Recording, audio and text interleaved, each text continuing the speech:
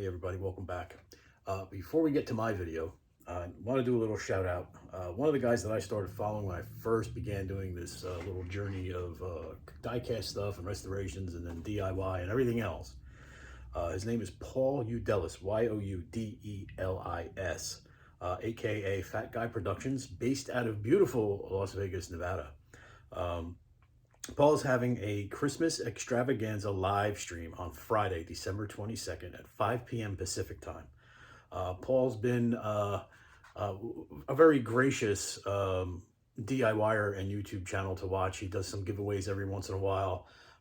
He kind of lets you into pretty much everything he does as a DIYer, from making coin rings to showing reviews on some of the products that he buys and things that he uses for creating everything that he does. And he's been fun to watch over the last couple of years as somebody who just basically got into the hobby a few years ago. But this live stream, he does it every year. I think this might be his second or third year coming in.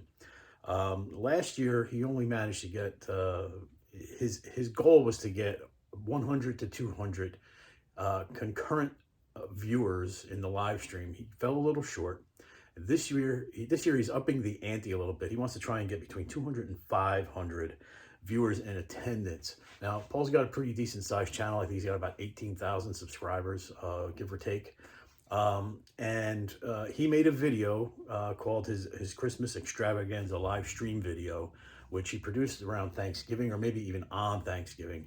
And in that video, he gives instructions on how to be entered into the giveaways that he's going to be doing on Friday the 22nd. So I'm going to link to that video in my description below. If you're interested in being included in the giveaways, you're going to need to go watch that video, follow the instructions on how to be entered in, and then just tune in on Friday the 22nd, again, at 5 p.m. Pacific time. And, hopefully we all have a good time tuning in. I know it's a little close to Christmas on the 22nd. Some of you might be finishing up Christmas shopping or maybe getting on the road because you're getting ready to travel.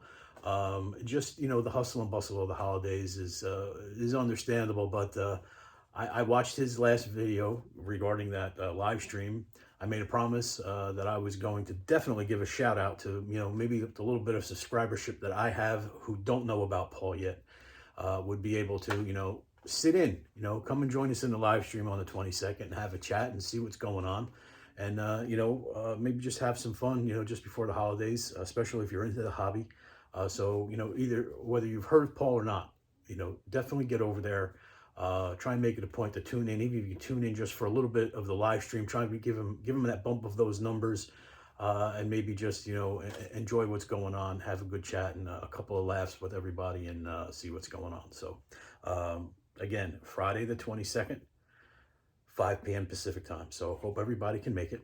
And without any further ado, let's get into fixing my Santa Claus. Hey everybody, welcome back to the channel. And you're looking at Santa Claus. This is my porch Santa that sits on my step, my top step of my porch. Santa unfortunately had an accident over the summer.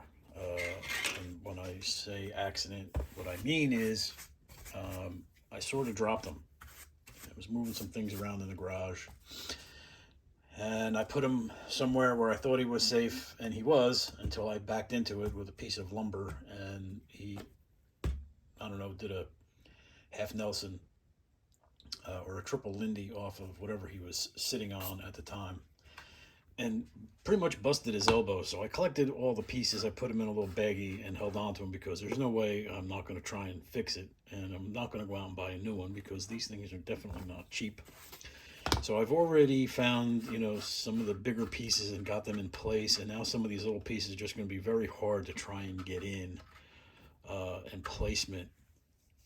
So I started filing down some of the high spots because some of the pieces went in and then they moved a little bit. Ultimately, I just wanted to get like a bit of a shape to make a form. So I've been using a couple of, like a rat tail and rasp file, filing down some of the edges and trying to make a contour.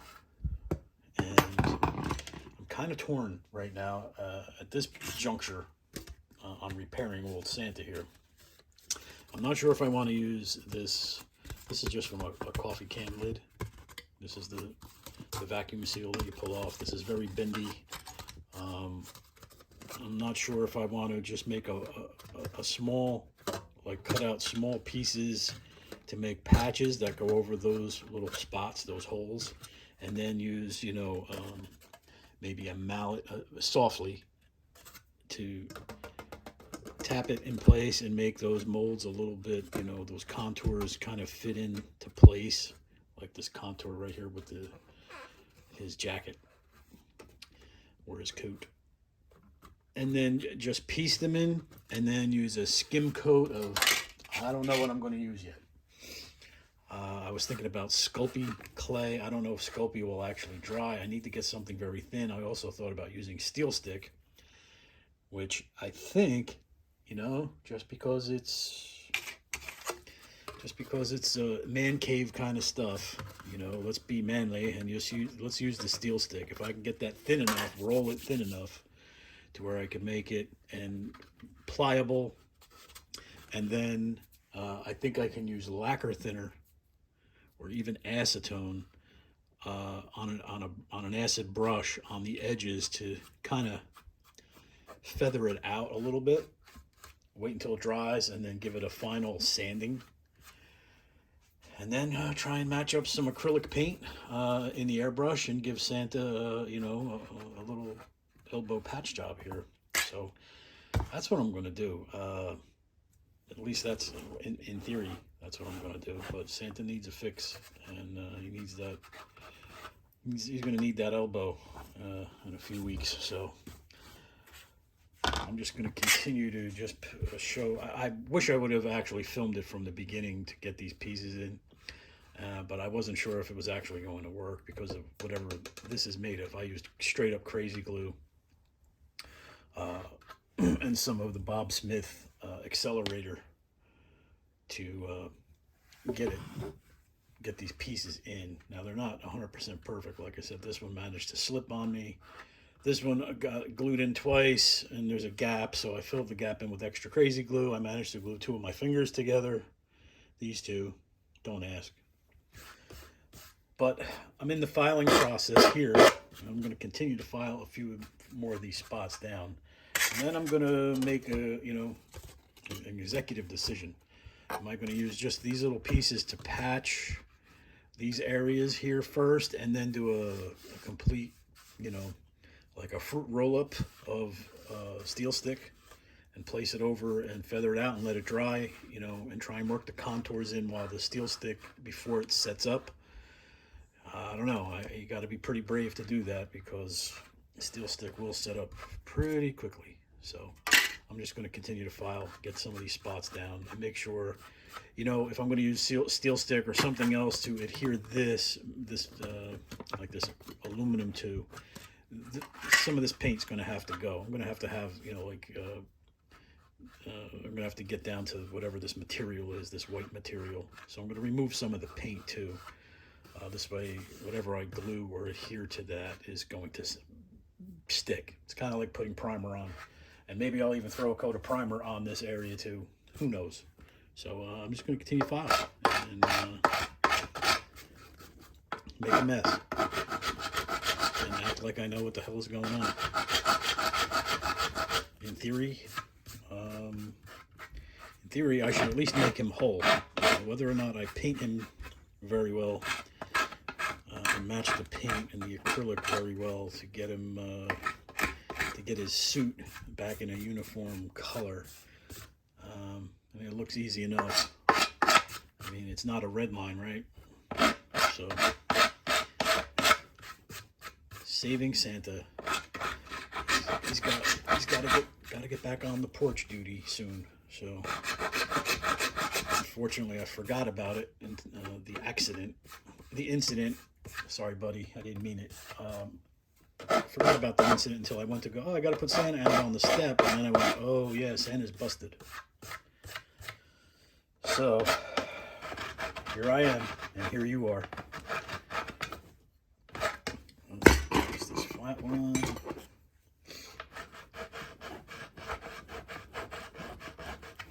So we're getting paint off, getting some contour back.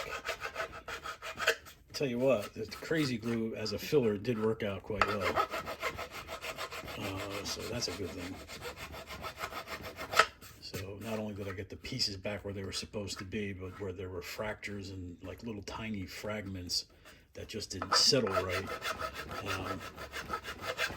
Just Crazy Glue.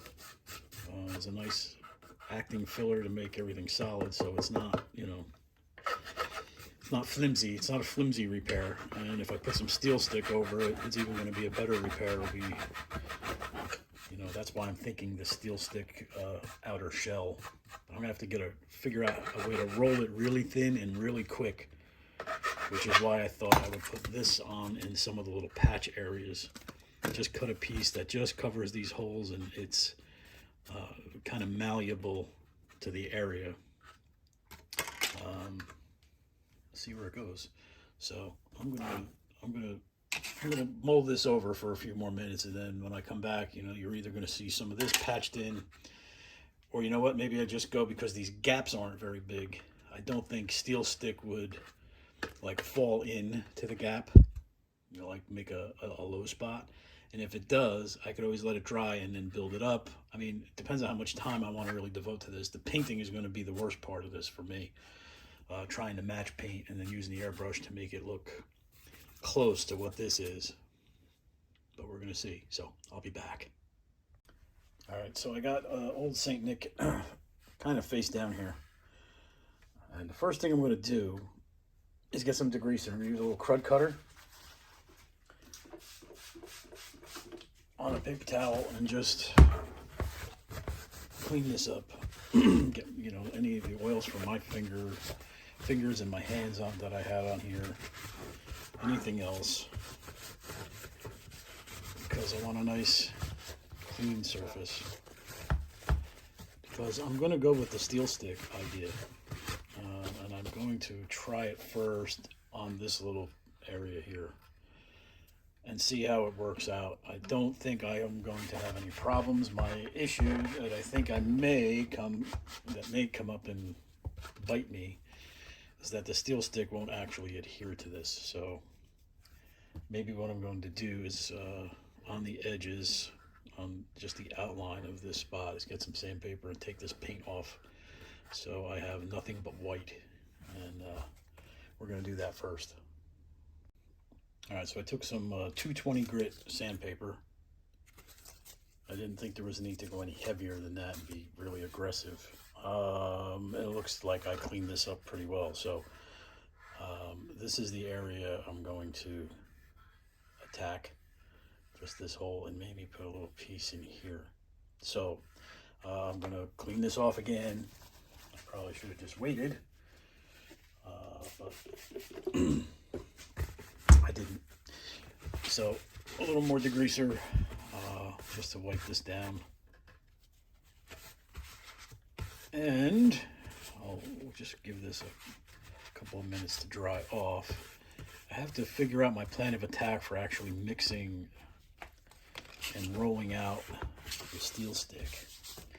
So I think I'm going to use a can. I'm going to use probably just this can because it's a pretty big diameter, so I'll get a nice roll.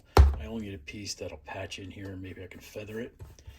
If I do it right, I might be able to make a piece big enough that I can feather from here and get it all the way up to this little hole here. I won't need a separate piece. I'll just make one big patch. So, and then I can make a second little piece to patch this down here. And we'll call the patch good. So I'm going to use this can. I'm going to put it on a block. This way I can get some good pressure and make it as thin as possible and do it quickly. I think I might just do a test piece just to see how it reacts and how fast I can actually work with it. And maybe that test piece will be the piece I'll just fit it in here and see how it goes, and maybe try and fan it as much as I can. So cross your fingers, wish me luck. So I literally cut the thinnest sliver off of my tube of SteelStik, or my roll of SteelStik, and I'm going to have at it. I'm going to use this little steel block this way. The can that I'm going to use to roll is up off the ground or up off the, the surface of the table, so I can actually, I don't have to deal with the lip and then pushing on the cap and screwing that up. I'll be able to do it here. So I'm going to get this mixed up first and see how thin I can press this piece. I might get surprised, or I might be going back to the drawing board. So let's see how this works out. This looks like it's pretty mixed pretty good. It's starting to get pretty warm. So we'll just put a little meatball at the start here. Get Santa out of the way a little bit. I don't want to damage him anymore. So we're just going to roll like rolling clay back in your old art classroom. I can see this is going to be a problem because it's sticking. So let's just see. Maybe I can do it this way. And it's pretty thin. Problem is going to be getting it up off of here. So let's see. Let's use an X-Acto. Maybe we can razor blade. Let me get a razor blade out of here. Figures. Wearing gloves and now I can't use the dispenser. So let's see if that helps. Oh, that's pretty good. That's not bad at all. So it's pretty thin. Let's see how we can mold this. Let's get this into the frame so you can see what I'm doing here. And now the SteelStik is at my mercy. So there was only a little hole right here that I filled. I didn't quite get in there enough. Let's see if I can get this little piece off of here and fill that up. Get a little bit more off of this can. And fill that little hole in. Just keep working it, working the SteelStik where I want it. It's not too bad. I kind of dig it. So it looks like this might actually work out as long as I keep things flowing in a good direction. Now, if there was a way, I think, knowing that 3-in-1 oil doesn't stick to this, maybe I can get some on my glove so I don't pick any of it up as I'm molding it. I may definitely have to sand this afterwards. And let's see if I can find something to roll this with.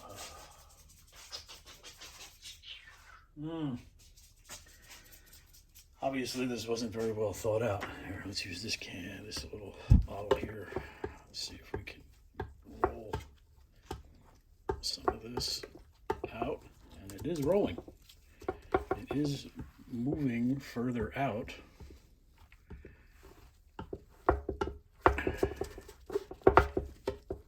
But I can feel it starting to stiffen. So, all right, at least I know what I'm up against and what I can do. Unfortunately, I pushed through that hole there. That's all right, we can get a little glob in there later when I mix up another batch. But like I said, the idea is to feather this to get it out to as much as you can to the edge. This way there's not a whole lot of sanding that has to happen here. And whatever marks that you're making with whatever you're choosing to roll with, or I'm choosing to roll with, is going to leave like natural lumpies, so it'll look like, the robe is kind of flowing. It's not going to look like it was, somebody forced a fix on this thing. Wish I had some clay sculpting tools. That might help. But for the first patch and the first pass, I'm not going to turn my nose up at it. I am not a sculptor by any means. This certainly doesn't qualify me to be a sculptor, but it does make me a pretty good repairer of something that I screwed up. Using a little bit of, something that you have available. I'm kind of digging that. Actually, this glove is pretty cool. Kind of helps smooth things out. So, I think that's about all the maneuvering I'm going to get out of this, because it's really starting to set up. That's pretty awesome, actually. I'm very pleased.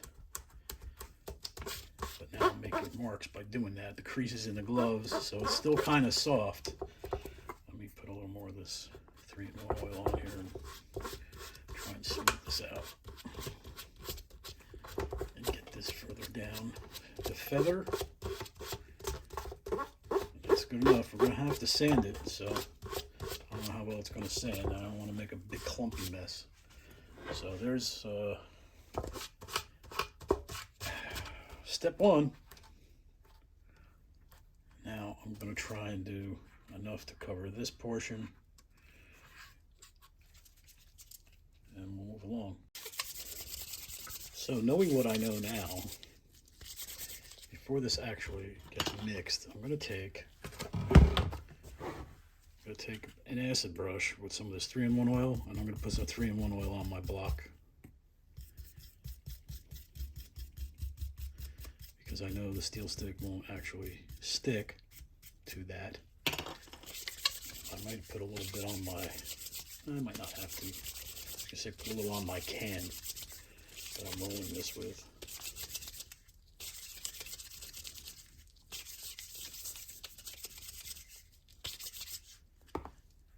Alright, that looks pretty good. And let's get our can. Get this out of the way. Just get it out of the way a little bit.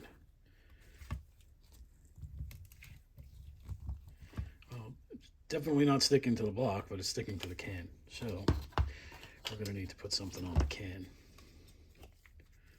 so it doesn't stick to the can either. So let's put this back on here. Let's get our brush. Let's put a little bit on the can.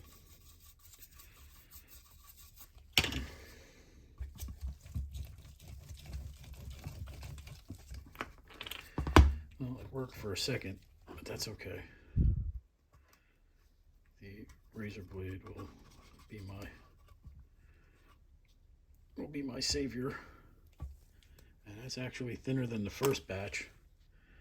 I think I'm going to want to cut this though a little bit smaller. So I'm going to cut that there. And I'm going to put this patch in here. So they're covering that portion of the hole.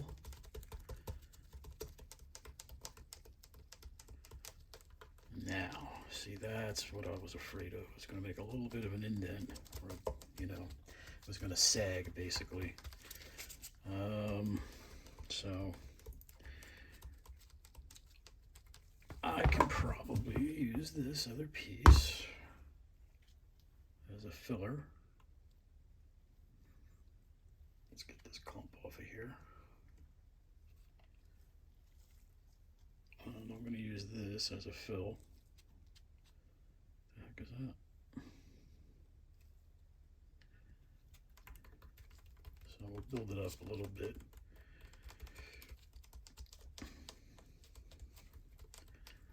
And I'm not terribly dissatisfied with that. I will pull on this piece because I can, if I pull on it, it'll stand up a little bit. That's all right. I'm okay with that.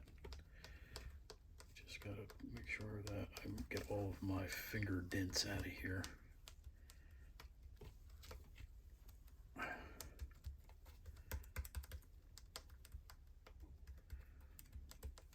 And by going a little bit past each of the holes that are here, Now giving yourself a shot. This is kind of, you know, stuff in the auto body trade. You feather, you know, you give yourself enough space. You know, the actual damage was here, but they feather larger areas of like a dent. It gives the technicians an area to work with.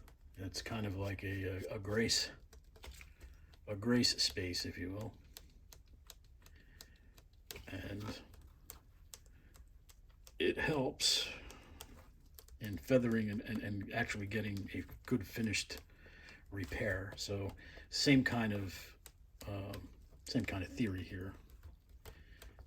And match these ends up if I can. Try and maneuver and move this steel stick closer to the edges, because this high spot, I'm going to actually have to fill this in a little bit more, and that's okay. That high spot will be sandable. Just don't want to have to do too much sanding out here to make it look, you know, like there's no real big, like there wasn't a repair done. I want it to be smooth. I want to be able to have some flow in there, and like the lines of like where his robe or his coat flow around his arm. So the build up here is fine. If this gets a little out of hand, is good and workable. There's something I can do about it. Building it up here just means more work in the finishing. It's more sanding. So, all right. So that's application number 2. This is already. I'm not able to make any more dents in this. This is hard already. So if we wanted to do a quick test, just as for giggles, this is that 220 paper. And you can see right here, I'm going to try and feather this end into the white area so it's smooth. That's how fast this works. We're only talking about 10 minutes. Since the last time I shut the camera off, mixed, turned the camera back on, applied this. So same theory. So this looks pretty good. This actually reminds me of body filler, the way this is turning out, sanding. Now if I could just find my round file, I'd like to give it a really good test.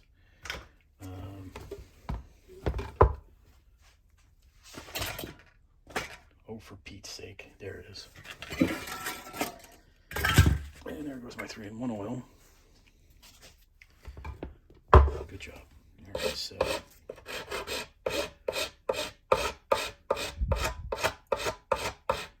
it's definitely sandable or fileable, but you got to be careful because it's probably not set all the way. So took a little chunk out of there. It's okay. At least I know I can file it and sand it, and I'm going to be able to work with this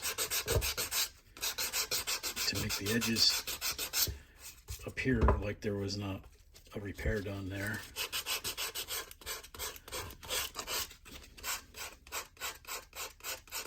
Pretty good. For something that I've never used before in this type of situation, I'm pleased. So I'm going to mix up another batch. I'm going to fill in, you know, the crater here. Actually, I'm going to wait until that dries so it's really stiff, and then I'll fill the crater in. I'll be able to put more pressure, fill it with a nice piece, and then we'll work it from there. So I don't know, I'll wait in about 10 or 15 minutes until I think that's set up better. Mix up another piece, fill this in, work that a little bit, and then do one last, maybe it'll be a couple of, I might have to do the same kind of filling in here. I might have to do maybe 2 batches, one to cover, let it harden, and one to actually take the crater out so it's one smooth piece. I'll be back. So I'm waiting for all this to harden, especially in here in the middle, in this spot. I took one of my 8100 emery boards here and cut a piece off, a small piece, and I'm going to start knocking some of this high stuff down. I already knocked all this down on here, so this is all feathered, so this is nice and smooth where the actual repair starts is nice and smooth. but I want to knock this high area down a little bit. So I'm just going to sand basically, and I'm also going to take out the scratches from my raspy file.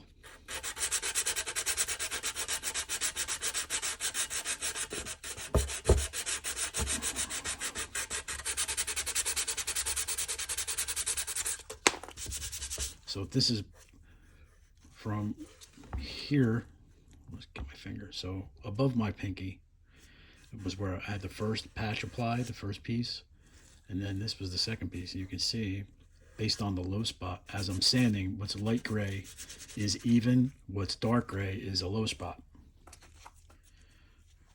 So that's what we're trying to eliminate, is the low spot, and get that flush. The thing about this stuff, though, it clogs the paper pretty quick, or the emery board. So you might have to cut a few pieces.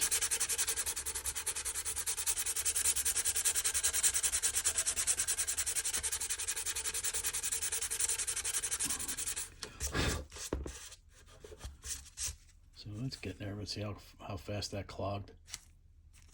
So that means this really isn't dry yet. So I'm just going to, be patient. I'll let it sit a little bit longer. I'm going to have to let it really sit because I'm going to have to force a piece of SteelStik in there to make this all flat and flush.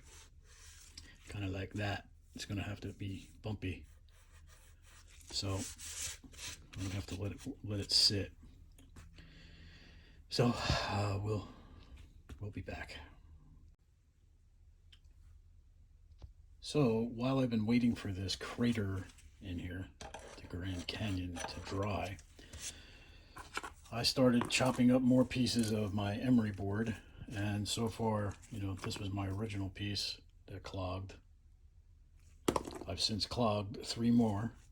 I've also been using basically it's a round rasp, to do some more shaping here, and I've gotten it in a really good spot. The way I'm kind of happy with it. This dark gray patch is a low spot, but it kind of conforms to the way the robe is. So I'm going to leave this low. I'm going to try and get some of this to really connect a little bit better. This little gap that's in here, you can see that little light gray vein that's going through there. And then I'm going to make enough of a meatball to fill that bullet hole, and then enough to fill this so it's actually up in the air and smooth. Kind of like I want it to look like this, a bump, and then I can contour it after the fact. I'd rather have a little bit of extra material there. This rasp pretty much knocks down this material pretty good. Important thing, if you've never done anything like this, the material gets trapped, so you're going to need a wire brush to occasionally get the filed material out. So I'm going to just keep working away at this spot right here until I get the material real close. That gap starts to close and gets even tighter.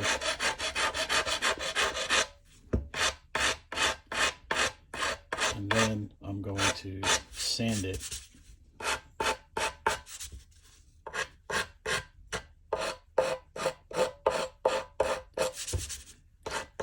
Sand it to get the big raspy marks out of it.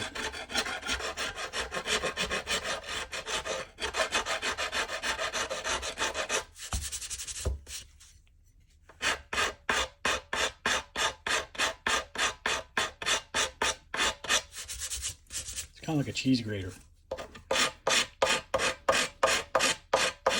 You can see I've gone through. I've created a low spot here now, so I'm going to stop right there. There's no need to try and get it perfect. Let's see if I got a little life left in my sandpaper here.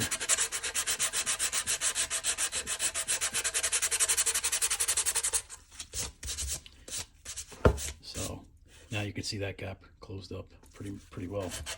And everything is even.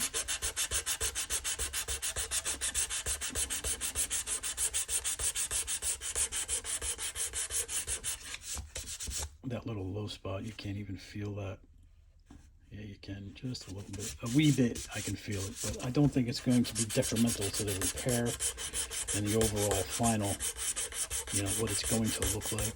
More more concerned about the way the paint's going to look, because I am definitely not a Picasso. I'm certainly not a Rembrandt. I'm not even close.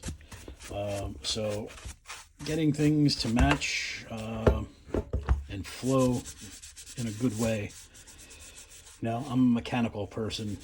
Ask me to fix something mechanically. This is a mechanical job. So yes, good. Want me to finesse a little bit? Yeah, I can finesse something like this here and get this to be even. Ask me to paint and match and make it look realistic or comparable to what we're trying to match as a restoration or a repair. Yeah, not so much. So this is good. I'm going to fill these 2 spots in. Next, I think this is hard enough so where if I put some pressure, it's not going to bust through. And get those 2 things done and let those dry thoroughly, because big chunky pieces are going to have to dry all the way through. And then I'm going to try and form it a little bit as I'm doing this so I can save myself some work with the files and the sandpaper. And then this piece obviously is going to be, more than one application. I'll apply it to get it to cover all the holes and everything. But this piece will probably sink in just like this one did. We'll have to let that one dry in another application. Plug it, in a sense. Get it high enough to where it's smooth. And then file and sand. It's going to be wash, rinse, repeat. So, I'm going to mix up another batch. Be back. So here's where we stand with the actual repair. This is before I do any of the final sanding and things. So I wanted to give you an idea of the elbow. So shoulder runs down, the elbow bends. You can see where I built this up to make this appear like a natural, like that would be the way the robe kind of flows and falls. So the elbow would be back here. This is where the original low spot was. This is where the new low spot is. You can see there's still a little indentation there, but I think I'm going to leave that because I'm going to have to sand this high spot down a little bit, and I can always add if I need to. I think it's going to be okay once I get this down. But there is the profile of the way that repair looks. You can actually see a bumpy elbow, a flowy robe. So I'm going to let it dry overnight before I give it a real good, because this is built up pretty high in here, right here. I want it to fully dry. And then I'll do the final sanding and prep and everything tomorrow and get it into shape for primer. And hopefully the paint gods smile upon me when that time comes. So that's it for now, but I'll be back. So for some perspective on the repair, here's the left side. You can see it is kind of smooth, but you can see there's a little bit of a raise here where the elbow goes. So now if you swing this way, you can see that there is a lot of material here that will need to be sanded away, and that's fine. Better to have more material to work with than not enough, and you're constantly feeding it, basically feeding the beast. So perspective wise, it is just a touch, it's a wee bit like there's a rise here, and that's okay. We're gonna get it down to where it's supposed to be, and hopefully this guy be in a much better place in tomorrow, next 48 hours after this dries, and I get medieval with the sanding and the prep and matching paint. I hate matching paint, by the way. So say goodbye to Saint Nick. We'll be back. Okay, so here's my old Saint Nick. I decided, rather than try and match paint, I went full-blown crazy person and decided to give him a complete paint redo. There were some other chips and things that happened when he fell off of the perch that I had him on, or when I accidentally knocked him off his perch. So it wasn't just the broken arm piece. There were other things, plus some aging. I don't really know how old this piece is, but I'm going to guess it's got to be better than 10. So there was some aging and things that have already, that already took place. And then I've had it for like 2 or 3 years. So he's been outside in the sun for, a few weeks each year sitting on my stoop. So I said, you know what? I'm just going to go for it. So you can see there's a paint mixed all, the colors and things that I used. There's some of the colors that I used for the skin. And this is it. I basically went over and used this deep red color, acrylic. I gave him the red shot, and then I made a mixture of red and black and tried to add some shadowing and things like that to make this suit look a little more realistic. But here's our repair, which is really what the big portion of this video is to be about, and the reason I made it. So the repair came out good. And I did have to go and retouch some of the white areas, because when I painted the red, some of it got on the beard and on his little hat and on the rim and on around his, basically any of the white areas. As I got closer with the red, I managed to overspray a little bit. So that was another reason why I decided to give him a full-blown redo.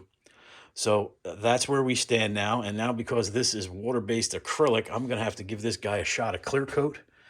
But I did go back and touch up all the white. I used some transparent white to keep some of the aging that was already in there. Like in the beard, there were some shadows and things that were already, part of the model, I guess. And I did have to go back, though. I managed to give him a little tongue, because that was basically flesh colored. So I gave him a little spotty red on the tongue, so he looks a little more jolly and realistic. I repainted, the holly leaves and the holly berries. Holly berry. I repainted some of the highlights on the actual, the gift. I redid the gift itself, the box, with this is Aztec airbrush paint that I've used a few times before. I think on one of the Corvette videos, for one of the die-cast cars, I used this for a 63 Corvette. So it's a metallic, but it's kind of transparent. So I shot the gift to make it look a little sparkly. Hopefully when I hit it with the clear coat, it'll stand out a little bit more. But he's going to be outside, so water-based acrylic is not going to live well outside. So I'm going to give him maybe 2 coats of clear, and then I'll give you the final reveal after I'm all done.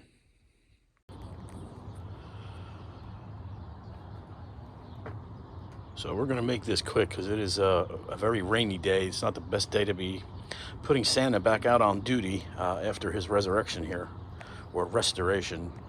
But there he is. Everything came out really better than I expected, especially the paint, because I'm just not the greatest, like I said, color mixer and paint matcher.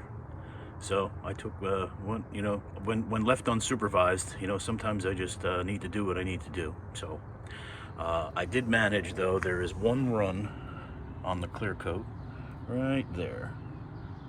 So I'm going to wait until this really cures up, and I'll sand that out. But I wanted to get him back out because today is the 16th of December, or 17th of December, and I wanted Santa back out on the porch to do his thing.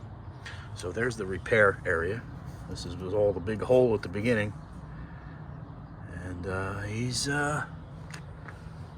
intact. He looks happy, and he's greeting everybody on my porch for Christmas. So that's it. I hope everybody enjoyed this little revival and repair of Santa Claus. I hope that whatever it is that you celebrate for this holiday season, that you enjoy it with your family, friends, and loved ones. And thank you for another year of, people coming in and commenting and viewing and subscribing. So from me and lovely old Saint Nick here, happy holidays, and we'll see you in the next one.